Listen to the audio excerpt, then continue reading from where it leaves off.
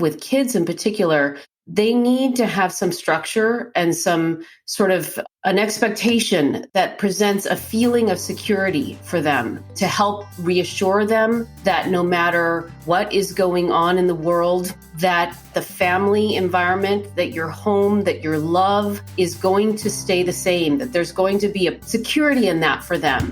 Welcome to the Mitlin Money Mindset Show. This is a podcast about the financial, money, and recreational mindset needed to successfully plan for and live your best life before and through retirement. Let's dive into today's show.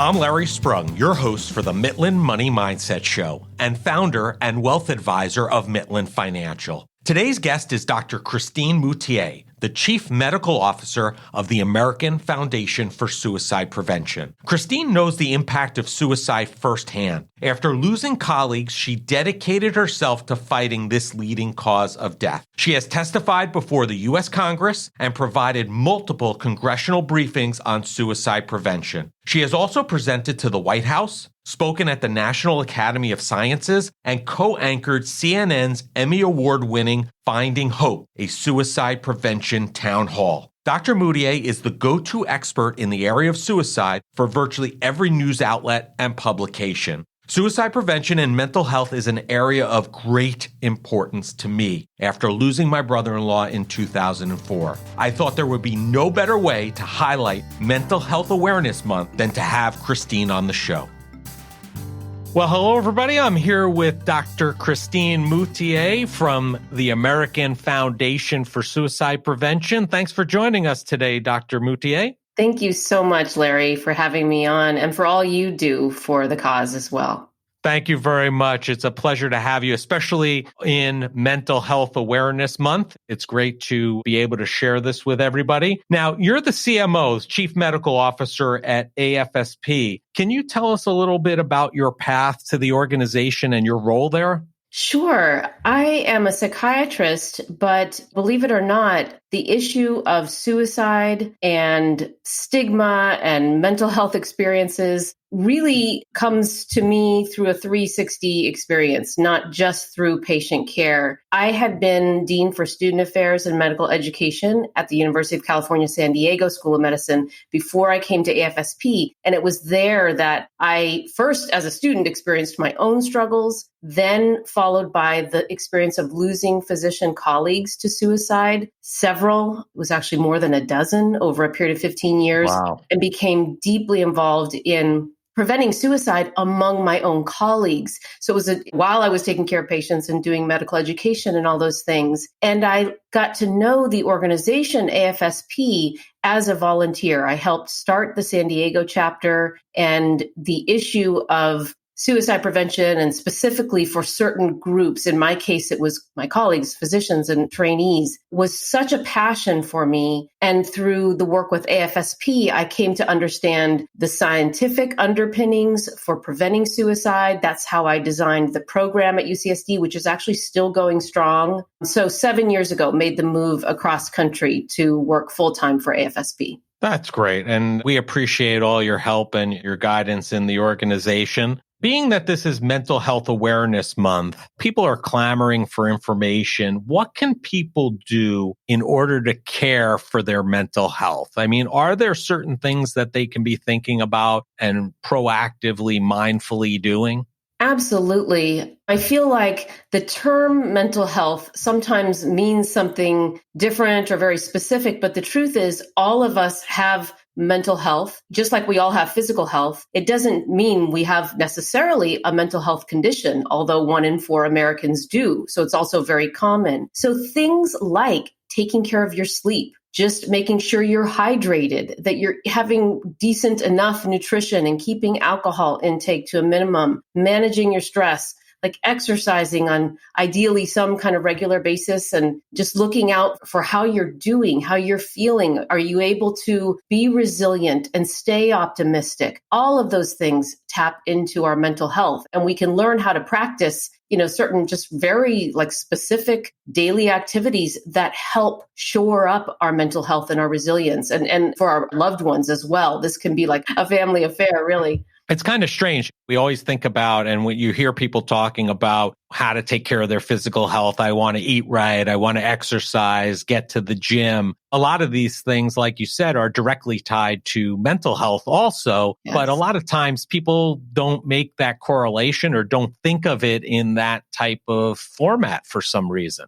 Yeah, I notice even among my friends and colleagues who are at the gym, like not professional colleagues, but people who I work out with, I've noticed even some of the men starting to talk about they need to do whatever it is, spin class or whatever for their mental health. And that started to creep into kind of my day-to-day, just like normal life outside of work. And so I think you're right. I think it's kind of like this new wave of understanding about how the brain and the body truly are connected. And so when you take care of your body, you're actually taking care of your brain and your mental health as well. Yeah, I know. Listen, I try to ride the Peloton at least 5-6 days a week. That's my exercise. And there are days where I don't want to get on the bike and I'm like, oh, I'm just going to go ride for 20 minutes. And then I hop on the bike and I find a class that's 30 or 45 and I'm like, I'll give it a whirl. And then when you're done with it, you feel so much better. You're like, why did I even not want to get on today? And you can feel the difference immediately. Yeah, it really is remarkable how those actual chemical changes in the brain and in the body. And, the thing is, we're talking about it almost from the angle of assuming we don't have a particular vulnerability to depression or anxiety or PTSD or addiction. But for those who do, and there's now research to support this, regular exercise can be a very powerful part of the treatment plan, actually, along with psychotherapy and medications, things like that. So sure. I think we have underappreciated the power that these sort of mundane things like nutrition, like exercise,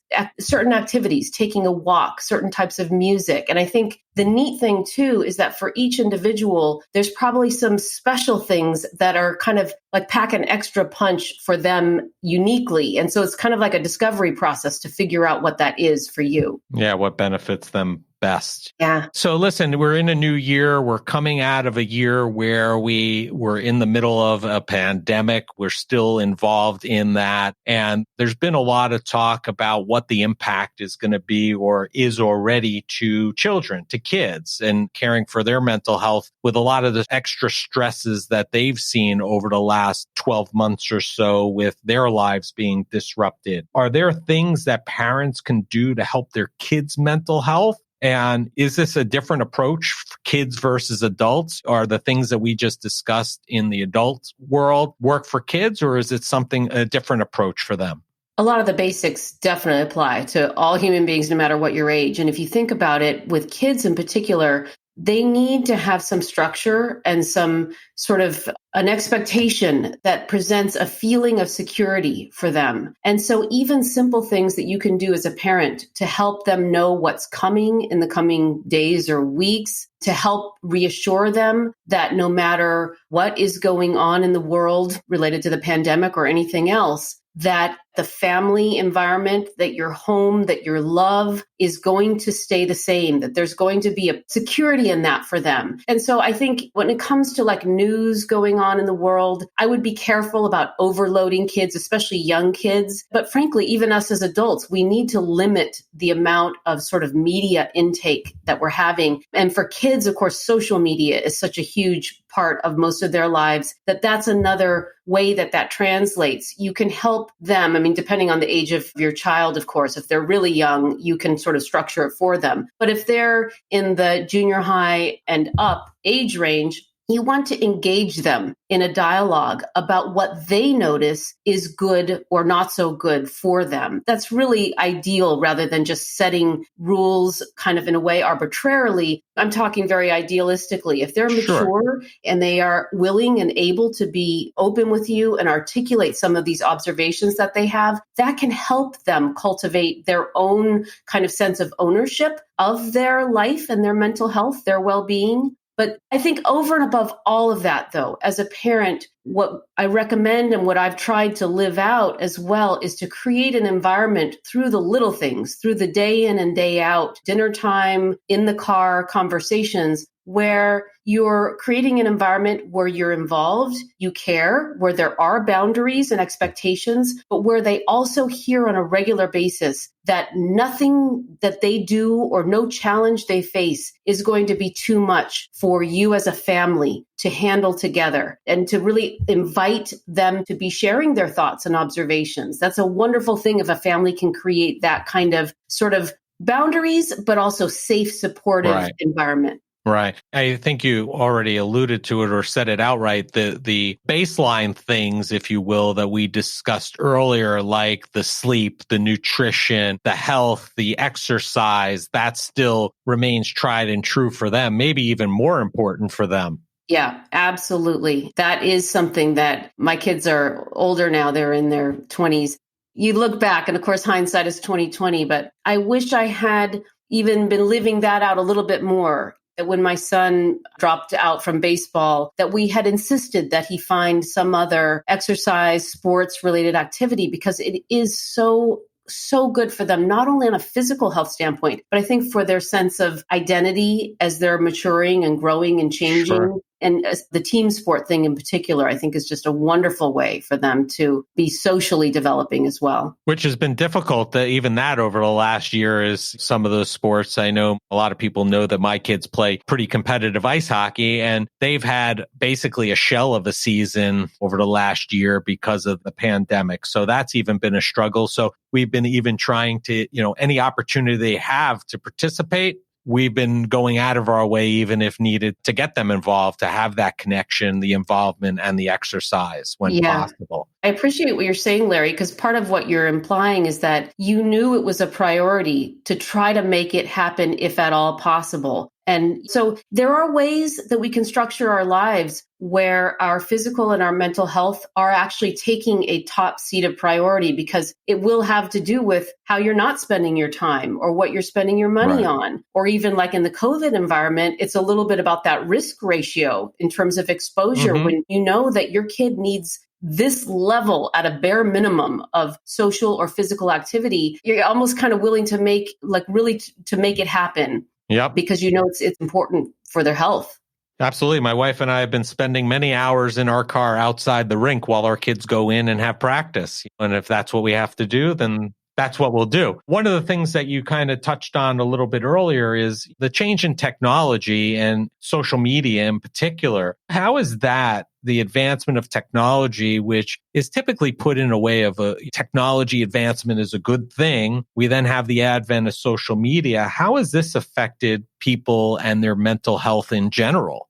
It's such a big question and such a big issue. There is quite a bit of research going on trying to understand the relationship between screen time in general, but also particular gaming or social media interactions and the association with mental health and even suicide risk. And what I will say is it's a super complicated area because every study is kind of designed differently. And many of them are not of super robust scientific, rigorous quality, which would really have to look over time and prospectively rather than just a cross-sectional moment in time, because with those cross-sectional, you can't determine causality. You can only look at association. But the bottom line is that there are some key findings. that look like for kids who have particular vulnerabilities to anxiety, to depression, to feeling exquisitely sensitive to rejection, let's say, and very sensitive to interpersonal interactions. Social media can be an extremely negative environment for them because the reactions are quick. There's a lot of judgment and a lot of perceived rejection that happens in these micro moments on social media. But of course, also social media is being used for incredible good when it comes to finding a community that's safe. Let's say you make it your business to find an organization like AFSP or others where there's a community of people openly disclosing certain deeper aspects of their mental health experiences and getting support for that. And not just clinical treatment, but like social peer-to-peer support where you know that you're not alone, where people are talking about these ways that we can live in a more productive, healthy way. So it's kind of like a double-edged sword in that way. Yeah, so I think we just have to figure out a way to get what we need and want out of social media and a way that we can benefit from it and not find ourselves in the death scroll, so to speak, where you're just sitting there scrolling through good, bad, and indifferent and putting yourself in a position where you're not feeling good about yourself after all said and done. Just finding out what those boundaries are for you and utilizing it as a tool for good and not one that's going to cause you damage. Yeah, that's right. And I think doing that as an adult individually is one sort of level of the challenge. And then setting some sort of expectations or boundaries around that in a family environment is another aspect to that. So even little things like if I could go back and do it all over again, I would have set up a situation where everyone knew that their cell phones were going to charge in the kitchen overnight so that you have some quiet time before bedtime where you're reading or doing something other than looking at your screen. Right. And similarly, where you're waking up and doing something other than looking right at the screen. In particular, the impact on sleep can be really negative if you're looking at that screen for hours right before bedtime. Yeah, I agree. I think the same thing applies to watching the news right before bed. I don't think it's really that great of an idea for probably very similar, if not the same reasons. Yeah. Yeah. Let's pivot for a second. Can you tell us at a high level how AFSP assists those who are affected by mental illness? Sure. I mean, I think the biggest way is by providing a sense of community. And the fact that we have 73 chapters across all 50 states. And so there are activities going on as well as social media, ways to connect virtually, even during the pandemic, that for many of us involved with AFSP, in addition to our faith communities, our families, our work lives, AFSP also becomes this sort of network of a true community as well, which is remarkably important for all of us all the time, but especially during the pandemic, where some of us became more isolated. But the other thing is that we're the leading private funder of all suicide-related research and suicide prevention research. And so on our website, you can find a host of resources and information from everything from just about depression and treatment options, but more specifically that if you're worried about someone in your life related to having struggled either with suicidal thoughts or after an attempt, that there are resources and information there. And again, in many ways, a community of support. So if, for example, if you've lost a loved one to suicide, we have a program where a volunteer will reach out to you and have a conversation and really just listen and support and make sure you know that you're not alone and connect that individual with resources. Yeah, I mean, there's so many great resources and opportunities within AFSP to help. So rather than talking about and looking at maybe those areas that we get involved with and those that we don't, I think it might be better. Are there any areas that AFSP does not get involved with regard to mental health? Yeah, the one and only thing we don't do is provide clinical treatment. But you can find a treatment finder on our website, certainly. Right. But everything else about how to get involved to raise awareness, how to get involved to create legislative change at the federal or state levels, those are all things that our mission does involve. And I think, as you know, Larry, tens of thousands of individuals and families across the country are getting involved. And that's because so many of us are actually personally touched by mental health and or suicide over time. It's actually turns out to be the majority of the American population. And I think sometimes people just don't realize that many of their friends and coworkers have had those similar experiences because we hadn't been talking about it for so long. You know, my story going back to 2004 when I lost my brother-in-law. At that time, I didn't realize how prevalent it was. And then it wasn't until I started proactively speaking about his situation and Keith and what he was going through that it was rare to have a conversation with somebody and them not say, well, my uncle or my brother or this good friend of mine from college. It became so much more commonplace that it was like, I had no idea. But until I started talking about it and I was open about it with everybody, it really shined a light on really what was going on there. Yeah. Isn't that incredible? Because if you think about it, if you hadn't started talking about it, you might have kept under that impression that it was sort of like a one-off situation and that people wouldn't actually necessarily understand. The truth is that once you do start telling your story, the powerful thing that can happen is that your perception of other people and the community around you gets to deepen and change in some really positive ways, because you realize that as much as we all have success in the ways the world defines it, we're also all very human.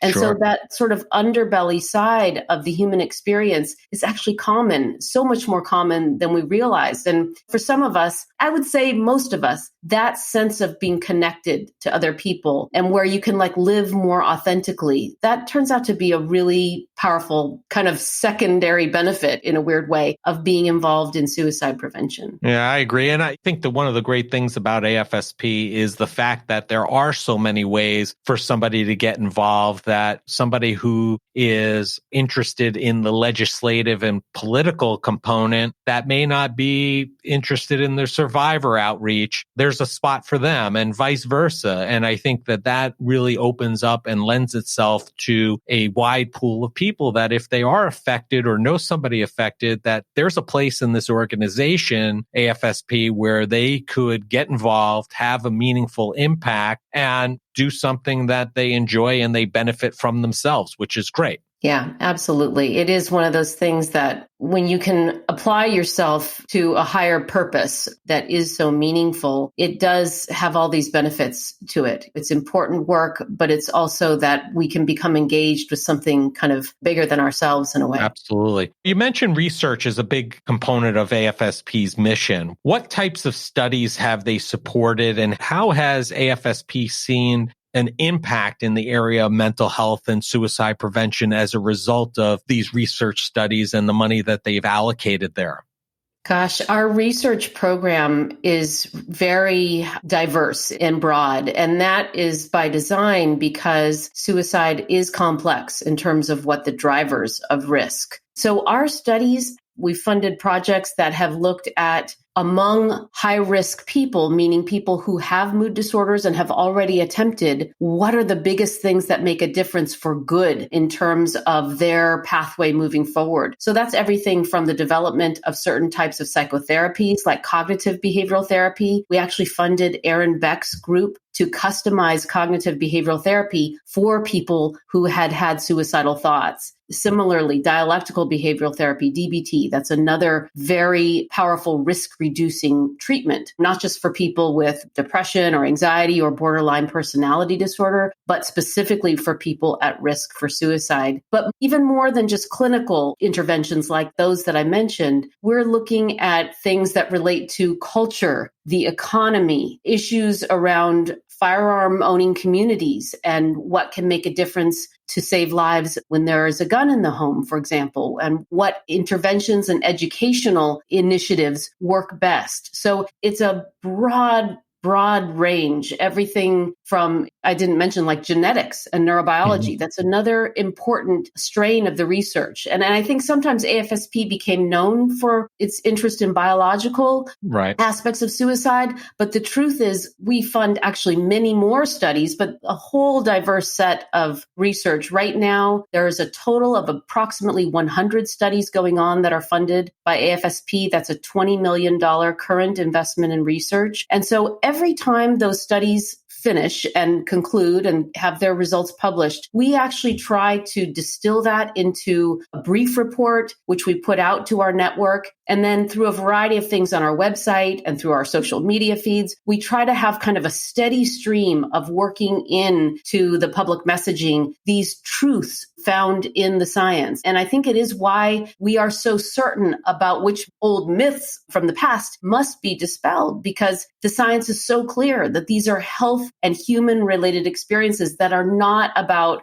cowardice or moral weakness, spiritual failings, any of that stuff that used to be really considered a part of suicide risk. Right. Has there been one study or an outcome from a study in your tenure with the organization that really stands out that you say, hey, this outcome, this finding is like earth-shattering, that has made such an impact? Is there that one kind of study that sticks out in your mind? Probably about 20 kind of flashed through my mind quickly. I'm just trying to give the listeners a sense of something that's come out of one of these research studies that's really been groundbreaking. I will point you to the study we funded by an expert named Ursula Whiteside. And you can actually go to her website, which is nowmattersnow.org. Okay. And on her website, she actually presents techniques that can reduce an intense feeling of either panic, hopelessness, or even suicidal thoughts. And there are things like mindfulness techniques, they're thought-stopping techniques. There's even use of like rubber band or cold water to kind of break that neural network synapse that's happening that can be so kind of all-consuming for the person who's in the grips of it. But the neat thing about her research is, I mean, she does a whole lot of things in her research, but one of them is she actually studies the impact of that website on people who are suicidal. So that's one kind of tangible thing you could check out, nowmattersnow.org. And that came out of a research grant that AFSP funded? Yes. That's awesome. Let's talk about suicide rate. There's a lot of talk about that all the time, going up, going down. What is going on with the suicide rate as things stand today while we're recording today's show? Yeah, great. Well, I'm glad you're asking, Larry, because what has happened over the last 20 years has not been good news. It's been a year-over-year increase in the national rate of suicide from 1999 through 2018, which had been our latest year that we have suicide data from the CDC, for a total of a 35% increase over that two-decade period. But we just have heard from the CDC preliminarily. So we're waiting on the finalized data. I think in about 2 weeks it's coming out. But if it holds from the preliminary data, we will be seeing the first decline in the national rate of suicide in 20 years. And that is going from 2018 to 2019, a 2% decrease. And while that sounds like a small amount, that's actually thousands of lives. That the trajectory had been going up and up. So we are very hopeful that this is true and that it's a bending of the curve and that trend, and that prevention efforts that we've been working so hard for many, many years might be taking hold and getting scaled up at the level that they need to in our nation. Is there a way to really put together and draw the dotted line from that rate going down and the work that AFSP does, or that's virtually impossible to do? That is not possible from just the rate data and the work that we've been doing. However, there could be studies done at a later time that drill down a little more specifically. For example, we could look at the more micro findings in that trend to see which demographic populations are actually moving down the most, if there are parts of the country where that has made the biggest difference, if it relates to a method change dramatically. There have been certain initiatives that we've been involved with through Project 2025, as you well know, that have been very specific about interventions in health systems, in firearms owning communities, and in correctional settings. And for those listening, Project 2025 is AFSP's initiative to try to lower the suicide rate by 20% by the year 2025. That's great. These numbers sound great and all. Do you see the impact impact of the pandemic kind of reversing that trend that we saw from 18 to 19 once we get the data for 2020? Yeah, that's the million-dollar question. We're very worried. We don't know yet is the short answer. The first few months of the pandemic, when quarantine was happening in most communities, and not just in the US, but around the world, the data that we have from, well, it's a few states in the US. There's also data from Japan, Norway, Australia, and a couple of other countries that mostly consistently showed not an increase in suicide rates. In other words, either a downgoing trend for those first few months of the pandemic from like March through June, or a similar rate, sort of year over year. Right. There is some seasonality to suicide rates. As you probably know, in the spring, suicide rates actually tend to go up. But people always think of that around the holidays, but it's more like April, May, June. And so actually right now during May Mental Health Month, it's an important time to be thinking about ways that you can support people around you who might be struggling, because for some reason those rates do tend to go up in the spring. So we're watching that closely with regard to your question about the pandemic and the impact that it might have on suicide rates. I recently published an article in the Journal of the American Medical Association, JAMA Psychiatry, on this very topic of COVID and what do we know about its potential? How is it pressing on risk factors for suicide? So it's a very detailed sort of report about that for anyone who's interested. We could link to that possibly. Yeah, well, we'll be interested to see what the numbers are come this time towards the end of 2021 and see what they actually come in for 2020. I know that the media and social media, et cetera, is giving people the impression that there's going to be this stark increase, but hopefully they're all wrong and hopefully we don't see those numbers rise and maybe we even see them continue to contract a bit. Yeah, that would be what we hope for sure.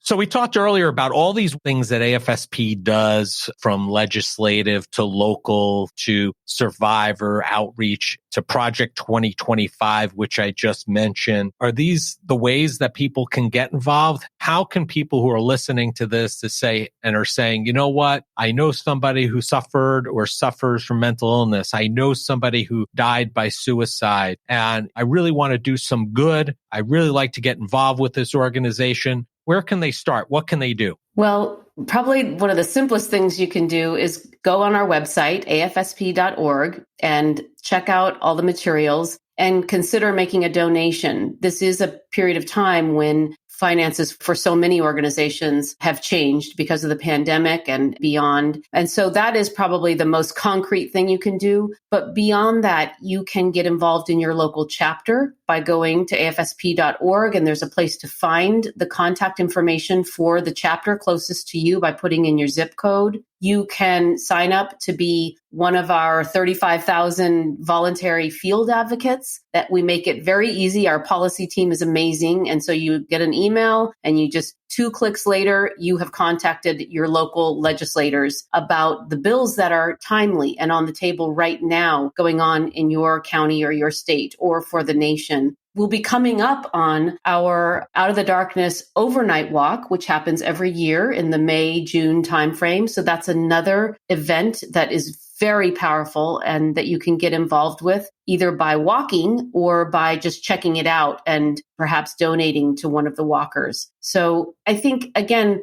the main thing is I would just encourage you to take that step, because whatever is on your mind about what you've been going through or you're noticing in your loved ones, there's a good chance that by connecting, you're not only going to get a whole lot of information, but an incredible sense of support and sort of a greater sense of confidence with what to do next. I agree. I think the way you outlined how to get involved is exactly the way that myself and my family got involved after my brother-in-law's passing. We were looking for some ways to do something. We didn't know exactly what, and we saw that we were weeks away from the community walk here on Long Island. So we decided to walk and we raised some money. And really that was our first entree into AFSP and what it was all about. And now 16 years later, we're involved on a regular basis. And I've been sitting on the national board for a number of years. I think I'm coming to a point where I'm going to have to roll off, but I will still be involved in the organization because I think you guys do some great things. So yeah, I mean, beyond that, also, I would encourage people, if they have an interest in the organization, they could always also reach out to me. I'd be more than happy happy to share my experience and help point them in the right direction into an area that might be a good fit for them to get involved with the organization. But I think you point out the fact that, to repeat what I said earlier, there's so many different ways that there's really, it's like Baskin and Robbins. There's a flavor for everybody, and there's a way for everybody to get involved in a way that they feel comfortable with, in a way that they can make the time commitment and also make a financial impact as well, which is, we call it the hat trick because you get all three. So I appreciate that. We end every show, Christine, with asking our guests all the same question. This is the Mitlin Money Mindset. We've talked a lot about mindset in our conversation today, but what did you do today that brought you joy and put you in the right mindset for success? Oh, I love that. And I just first want to say, Larry, that your involvement and your family's involvement with our organization has been nothing short of remarkable over a long period of time. Your dedication has just been incredible. And we thank you for that. And we hope that it has been something that has truly been win-win in terms of what you and your wife and your larger community have gotten back. I mean, the way that you've rounded up your community for the golf outings and for so many different events, the writers stuff that your wife does, it's like each thing took on a life of its own. It's really just incredible. Well, we appreciate that. We just look back, and I think the thing that we hang our hat on is we know for a fact that we have saved lives because we've become like go-to people in the community, and we've steered people in the right direction who are not in the right direction. And we know that their loved ones are safe today because of some of the advice and guidance we were able to give to them. And that's all the reward that we need in the world. And AFSP has provided us with a lot of the tools that have allowed us to be those people and be able to guide people in the right way. So thank you for that. Oh, that's great. That's really great, Larry. Okay, so what have I done today that brings me joy? What did you do today that brought you joy? I think because of the way the pandemic has gone, I got to get out of my house and go work remotely in a cafeteria with my daughter. Nice. Who was doing her college work remotely. And what happens when you're working side by side with somebody is you kind of sharing little bits back and forth. And she asked me, what am I working on? And of course, she grew up with AFSP and mental health and suicide prevention. So it's remarkable to me how, again, going back to something we were saying earlier, that when you get to the point where you can talk about these issues of mental health and even suicidal struggle in a way that doesn't have any stigma, but just has a sense of caring and concern and knowing the truth that these are part of human experiences, you just get to kind of connect on a natural and authentic level. And I think that is obviously something that's very important to me. But that was just one little example that came to mind that I thought, how lucky am I that even in the midst of busy work and weird times like it is right now, that being able to connect with family in that way can happen just moment by moment. That is awesome. And yeah, you have to appreciate those moments. Sometimes you don't in the midst of it, but when somebody asks you a question about it and you look back on it, you're like, wow, it's so true. That was really worth more than I really thought it was when I was doing it and walked away from it. It's cool. Well, Christine, it's been a pleasure having you on the show. We'll have links to everything in the show notes. We appreciate your time and all of your effort and dedication to the American Foundation for Suicide Prevention. And I want you to make it a great day. Thank you so much, Larry. I want to thank Likewise, Dr. Christine Moutier for being a guest on the Mitlin Money Mindset Show. Christine is a great advocate and asset to the American Foundation for Suicide Prevention. It has been an absolute pleasure working with her as a member of the organization's national board. The work that she and AFSP are doing is groundbreaking and at the forefront of the field. Please follow Christine on Twitter at CMoutierMD and the organization at AFSP National on all platforms. Being that this is Mental Health Awareness Month, I also encourage you to make a donation or find a way that you can get involved with this great organization. Thank you for joining us this week on the Mitlin Money Mindset. Make sure you visit our website at mitlinfinancial.com and be sure to smash the subscribe button so you don't miss a show. We encourage you to help others find our valuable content. And listen, please, don't keep us a secret. You can also schedule an Is There a Fit call right from our website or by using the link that you'll find in the description section of your podcast player or app. Be sure to join us for our next episode to learn more about the mindset needed to successfully plan for and live your best life before and through retirement. The opinions voiced in the Mitlin Money Mindset Show with Lawrence Sprung are for general information only and are not intended to provide specific advice or recommendations for any individual. Past performance is no guarantee of future results. All indices are unmanaged and may not be invested into directly. Investing involves risk, including possible loss of principal. No strategy ensures success or protects against loss. To determine what may be appropriate for you, consult with your attorney, accountant, financial or tax advisor prior to investing. Investment advisory services offered through CWM LLC, an SEC-registered investment advisor. Guests on the Mitlin Money Mindset Show are not affiliated with CWM LLC.